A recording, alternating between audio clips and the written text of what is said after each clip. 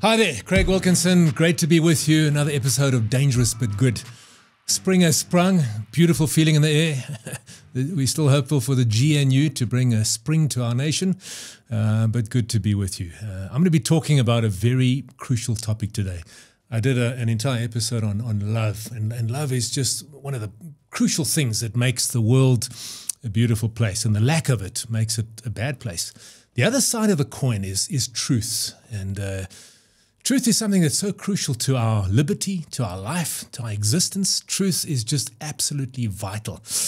Someone once said, there's a scripture that says, you shall know the truth and the truth will set you free. And freedom does come from knowing the truth. Someone also wisely quipped and said, you'll know the truth, it might set you free, but it's going to piss you off first. And I think we need to be very aware of that. The truth is not always easy. It's not always nice. It's not always comfortable, but it's absolutely crucial. Many people are saying we live in the post-truth era. They say this is the information age, but many people are saying it's actually the age of disinformation. Truth has become very difficult to find. You can pretty much find anything that agrees with what you want the truth to be. I remember years ago, my son, many years ago, he was so excited. He came across this article and he said, Dad, look, they've discovered this dinosaur DNA, and they're actually able to create a dinosaur out of this DNA. And it was an article that had been posted, and he believed it, and I got excited. And then this was in early days of fake news. And we realized after a while that this was fake news. And it's fascinating how easily fake news spreads and how people believe it. Because why? They want to believe it. We're living in an age where ideology often trumps the truth. Opinion trumps the truth. Where algorithms determine or feed to us what we want to hear. We live in echo chambers. There's a beautiful quote I want to read here. It says, by Diderot, it says, we swallow greedily any lie that flatters us, but we sip only little by little a truth we find bitter. And isn't that a profound statement? Because we like to hear the things that make us feel good. We like to hear the things and the people and the shows that agree with us. And so we're living in this world where we're in echo chambers. We exist, and we make sure we stay in a place where everything we listen to, people we hang out with, the podcasts we listen to, the books we read, are things that agree with us. We have this incredible tendency towards confirmation bias. And let's be honest, social media, Facebook, all of these platforms just feed into that. Facebook knows what you like looking at. Social media knows what you like Googling. The truth that you receive when you Google depends on your Google history, depends on the articles you read. So we more and more get affirmed in our beliefs and often our misconceptions. And it's a crazy thing, and it's a dangerous thing, because it can absolutely lead us down the wrong path. I have friends, I think we all do, who are conspiracy theorists. We might call them loonies, let's be honest, some conspiracy theories may well be true. But you start Googling conspiracy theorists, and man, you go down a rabbit's hole. You read one, and then it takes you to the next, and to the next, and to the next. And pretty soon you're living in a world of conspiracy theorists where you start believing some crazy things. The search for truth needs to be something that you and I take very seriously, because it's very hard to find. Very hard to find. We need to search for truth. We need to fight for truth. Many people, and I'd say most of us, are academically a little lazy.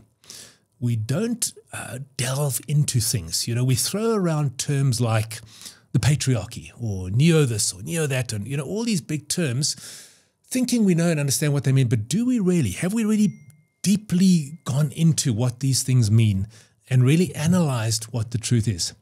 I was chatting to some young guys the other day, and one of the guys, lovely young guys, one of the guys said, my generation hates history. They find it very boring. And I actually felt a bit of a chill in my soul, because to the extent that we hate history, and to the extent we ignore history, that's the extent we won't learn from the lessons of history. And if we don't learn from the lessons of history, what do? We repeat history. We repeat it. We have to examine history. The truth about history, and even that's tricky, because history is named his story. It's told often by the victors. and it's written in a way that makes the people who are writing it look good. So even in history, we've got to delve deep and say, well, what actually happened? What is the truth? But unless we do that, we're destined to repeat the mistakes of the past. And let's be honest, the history of mankind is brutal. It's brutal, man. It's filled with wars, hatred, polarization, bitterness. And unless we learn from those things, we're going to repeat it. I believe that the greatest threat, we talk about artificial intelligence, and one of the fears is that we have, robots are going to rise up and attack us. I don't think that's the biggest threat of AI. I think the biggest threat of artificial intelligence is the ability to disseminate mass disinformation, half-truths, lies, false ideologies under the guise of being compassionate in such a way that the whole world gets duped. You see, Voltaire said something profound many years ago, the philosopher. He said, to the extent that you can get people to believe absurdities, you can get people to commit atrocities. What a profound statement. Every single dictator in the history of mankind who has committed atrocities has based them on perpetuating absurdities. Think of Hitler. Hitler perpetuated the lie that Jewish people are evil and we need to eradicate them from the world. I mean, it's an absolute absurd lie. He used that to commit the atrocity of genocide. You think of apartheid. Apartheid was based on an absurdity that the color of a man's skin determines his inherent value and capacity and ability. It's an utter absurdity. It's a ludicrous, anti-science, ridiculous absurdity. And based on that absurdity, which was perpetuated, atrocities were committed. People were dehumanized, and we know the history of that. If you look at what's happening today in society, an absurdity that's propagated is that a prepubescent child can choose their gender. It's an absurdity. And the atrocity that's committed on the basis of that absurdity is life-altering, unalterable surgery and puberty blockers that affects that child for the rest of their life. It affects their reproductive ability and capacity and rights. You see, when we perpetuate absurdities and get people to believe them, we can pretty much do anything. We can get people to do anything. Jim Crow in the United States was based again on the absurdity that black people and white people were somehow different inherently. A physical trait, a very superficial physical trait, such as the color of your pigment, had anything to do whatsoever with your morality and your value and your ability and your capacity. It's an absurdity. But based on that absurdity, there were laws put in place. So we have to be very careful. That's history, and history can repeat itself if we allow absurdities to be propagated and perpetuated. Now, it's very interesting, us as human beings, because we like to hear what we like to hear. Martin Luther King said a powerful thing. He says, there comes a time when one must take a position that is neither safe nor politically correct nor popular, but he must take it because conscience tells him it is right. You and I, as people, as men and women, as human beings in this post-truth era, in this age of disinformation, need to be truth warriors. We need to be able to pursue and find and seek the truth academically, not lazy, processing things, listening to opinions that don't agree with us, talking to people who we may dislike intensely because they're saying things we don't want to hear, but just maybe there's some truth in what they're saying. You see, a great man and a great woman, and I've said this before, is someone who's able to find the truth in their enemies and find the error in their own brothers and sisters. We need to be able to do that. We need to be able to find truth wherever truth may be found. And it may well be found in a group of people that you don't necessarily agree with. And we need to be able to find the error. Every now and again, we need to look at our own tribe. And when I say tribe, I'm not talking about ethnicity. I'm talking about the particular groups, and there are many intersecting groups. They are religion, they are culture, they are nationality, they are, political orientation, all these different things. We need to be able to look at our tribe, whatever that tribe might be, and examine them and say, maybe what our tribe's doing, what our tribe is saying is actually not correct. It's actually destructive. And it takes a brave person to do that, because very often we look to our tribe for our identity. We look to our tribe for our sense of validity, our sense of legitimacy. Now, that tribe's messing up. We don't want to see it. We don't want to see it because it affects us. But if our identity and our validity and our legitimacy is found in our humanity And that's really the only place we can find it. We're able to discern lies and call them out wherever they may be found. And we're able to discern and seek out truth wherever it may be found. This is absolutely a quest we need to go on, because lies enslave, false ideologies destroy, truth sets free, truth liberates, even if it does piss us off. So we need to become people who are brave enough to seek the truth and find it. And then the next challenge is, once we've found it, are we able to speak it? We're living in a culture where cancel culture is absolutely rampant. You know, the challenge with cancel culture is it silences the moral majority. It silences the sensible middle. The extremists talk and they polarize. But us in the middle, who actually are sensible human beings who want to speak the truth, are scared to do that, because you can be cancelled by either one of the extremes. Cancel culture is unbelievably toxic. Virtue signaling is unbelievably toxic. You see, a person who's truly virtuous does not need to signal that. I don't need to go on social media and say, hey, look how great I am if I'm virtuous. My virtue is displayed in the things that I do on a day-to-day basis, the people that I love, that I care for, that I nurture, the graciousness that I display. How good am I as a father, as a husband, as a partner, as a citizen? That's what my virtue is. It's got nothing to do with the messages that I put out on social media. So we need to become people who are absolutely immune to the need to have likes, immune to the need to be popular, immune to the need to be woke and politically correct, because that can lead us to error and mistruth and falsities and lies. And to the extent that the sensible moral middle does not stand up to the extremes, that's the extent to which we as a society are in danger of falling into all kinds of falsities, absurdities, which can lead to atrocities. So the need for us to become truth warriors is absolutely essential. George Orwell said, and again this is chilling, he said, the further a society drifts from truth, the more it will hate those who speak it. How profound is that? How profound is that? We've had people speaking the truth that get cancelled, and then other people who want to speak the truth are scared to do that. So this is a war. It's a war, it's a quest, it's a need for us as reasonable citizens of the world, people who love people, people who believe in human first, people who want to create a prosperous and a safe future. It's incumbent upon us to become warriors for truth, seekers of truth, speakers of truth. A Nigerian author and politician and statesman, Dr. Chuba Okadigbo, I hope I pronounced that correctly, he says, if you are emotionally attached to your tribe, religion, or political leaning, to the extent that truth and justice become secondary considerations, your education and exposure is useless. If you cannot reason beyond petty sentiments, you are a liability. How profound is that? One of our great African leaders. How profound is that? We got to make truth and reality our friend. And you know what's interesting? We often hear this trope, my truth. Let me tell you something. There's no such thing as my truth. There is my experience. There is my opinion, and that's valid and real. But my truth is only the truth if it aligns with the truth. You see, truth is absolute.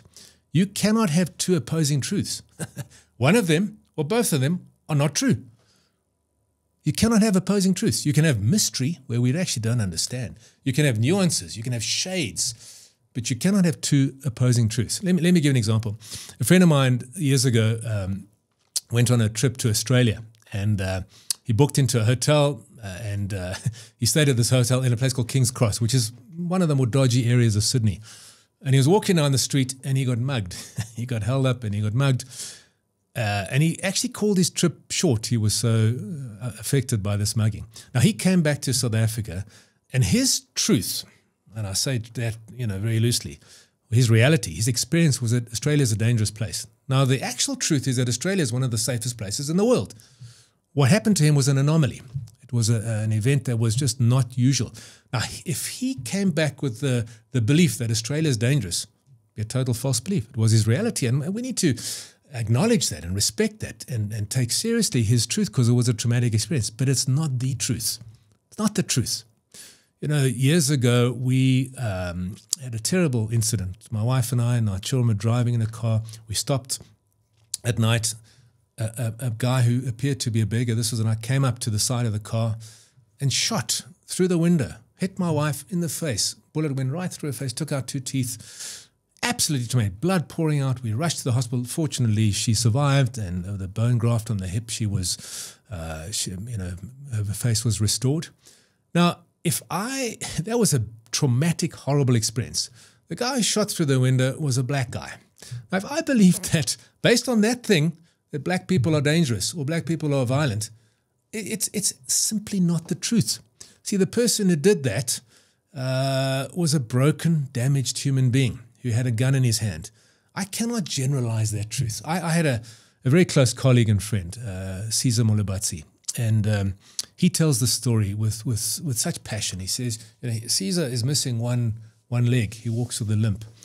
And many years ago, Caesar's much older than myself, he was, as a young boy in a rural area, cycling along the road, and a vehicle came and knocked him off his bicycle. And this was deep in the apartheid era. And the guy got out of the car, saw him, and actually put a blanket over him and left him for dead on the side of the road. Tragic story. Another vehicle came past, saw Caesar lying on the side of the road with this blanket over him, stopped the car, picked him up, put him in the back of his vehicle, and drove him to a rural hospital. And this guy stayed with Caesar the entire night because Caesar was torn between life and death. Caesar survived the night because of the care of this guy and the doctor at that rural clinic. And Caesar tells a story. He says, the guy who knocked him over in the bakkie and left him for dead was a white Afrikaans man. Evil man. Dreadful human being. The guy who picked him up and took him to the hospital was a white Afrikaans male. The doctor that stayed with him the entire night and nursed him back to health was a white Afrikaans male. And he learned from that. He said, I can never say they all are. Someone powerfully said, I think it was Solzhenitsyn, he said, the line between good and evil runs through the heart of every man and every woman. And you can extend that to say it runs through the heart of every culture, every religion, every ethnic group, every nationality. You see, every human being has the capacity for good and evil. Every human being. It doesn't belong to a particular group, a particular culture. It doesn't. Every human being has this capacity. And we as human beings need to seek the truth. We need to be able to love every human being and judge them purely on the basis of their actions, of their values, of how they pitch up for life. We need to get away from this divisive approach that the world has really adopted now. I mean, it's very divisive, very polarized, that group are this and this group are that and that. We need to work away from that. We need to seek the truth. And the truth is found all over the place, as are lies. Malcolm X said, I'm for the truth, no matter who tells it. I'm for justice, no matter who is for or against. I'm a human being, first and foremost. And as such, I'm for whoever and whatever benefits humanity as a whole. Isn't that profound? He was an activist in the United States. You may know Malcolm X's story. Someone else said there, and again talking about the US, because the US has become very polarized, it said, let us not seek the Republican answer or the Democratic answer, but the right answer. And that's all we need to be committed to, not our tribe, not our group, but to what the truth is, because only then can we truly live. George Orwell said, free speech is my right to say what you don't want to hear. And conversely, it's your right to say what I don't want to hear. Who is it that said that I cannot stand what you're saying, I hate what you're saying, but I'll defend with my life your right to say it?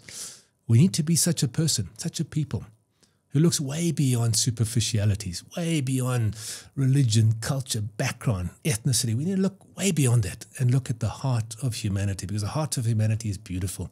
The heart of humanity strives for love. It strives for unity. It strives to build a safe and prosperous world. And to the extent that people divide us, and to the extent that lies are perpetuated, that breaks down. And we begin to fight each other instead of love each other. Love and truth are two sides of the same coin. Love without truth can be wishy-washy. Truth without love can be harsh and graceless. We need both. A family that's dealing with a drug-addicted family member needs to apply tough love. They need to love that person, but they also need to be honest with that person, truthful with that person. We need to be able to call out those in our midst. Those are our brothers and sisters, mothers, fathers. Call them out. when they're false. As a man, if I see a fellow man being sexist and making comments about a woman that are demeaning, as a man, I need to call that man out, man. I can't justify him because I'm a man and he's a man. He's wrong, regardless of the fact that he's a man. He's a brother, but he's wrong, and I need to call that out. I need to be able to see the truth where the truth may be found. I need to call that truth out. I need to honor that truth. I need to walk in that truth. Because only when you and I walk in love and truth will we destroy the forces that are rallied against society and the world and peace and harmony and everything that God made us to be. So I encourage you, become a truth warrior. Seek it, speak it, be bold, be strong, be courageous. Remember, the majority of people on this earth want what's right and good. Let's not be scared. Let's not fear being cancelled. Let's stand up and be truthful and honest and live right. Thank you for joining me. Dangerous but good. Be that person who's dangerous but good, who makes the world a better place.